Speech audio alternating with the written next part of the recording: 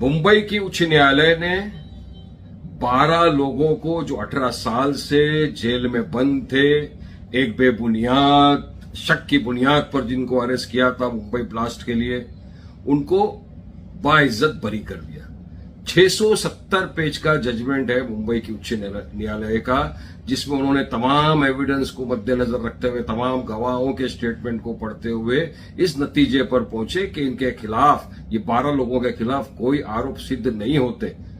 यहां तक कि जो कन्फेशन था, कन्फेशन भी हाईकोर्ट ने यह माना कि टॉर्चर के जरिए, फोर्स कोर्जन के जरिए लिया गया, उसकी भी मान्यता नहीं दी, अर्थात इन तमाम को 12 लोगों को बाइज्जत बरी कर दिया मुंबई की हाई कोर्ट ने। महाराष्ट्र की सरकार ने इतना जल्दी, फटाफट, फौरन 2 दिन में इस ऑर्डर को चैलेंज किया, सुप्रीम कोर्ट के अंदर अपील दायर करी। आज सुप्रीम कोर्ट ने इस ऑर्डर पे स्टे लगाया और यहां तक कहा है कि जो बाहर आ गए हैं सब, इनको वापस जेल में डालने की कोई जरूरत नहीं है। अब महाराष्ट्र की सरकार अब क्या कास्ट, रिलीजन, धर्म, जाति के नाम पे अपीलें भी फाइल होगी क्या?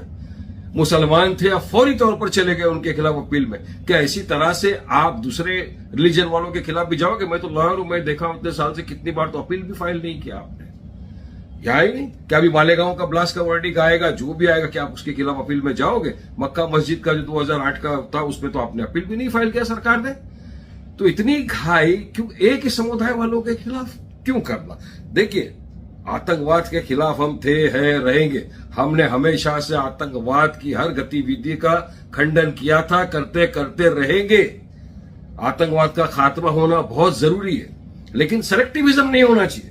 कानून, कायदा, लॉ इक्वल है सबके लिए, सबको बराबर से इसका पालन करना चाहिए। सरकार को एक आंख से नहीं देखना चाहिए कि ये तो इनके खिलाफ फौरन अपील में चले गए, ये तो नहीं जाएंगे। अब है सुप्रीम कोर्ट में मैटर, देखते हैं उसमें क्या होता है। हमको यकीन है कि जो एविडेंस है उसके बुनियाद पे तो कुछ ये नहीं आता, लेकिन इंशाअल्लाह अल्लाह से अच्छे की उम्मीद है।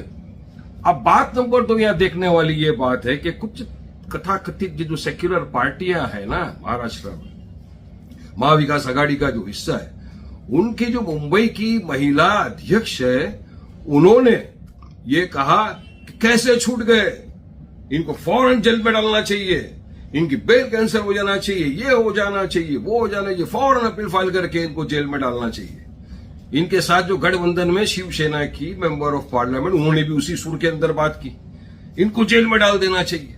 अरे अफसोस होता है कि जिन लोगों के वोट लेके, जो मुसलमानों ने तुमको वोट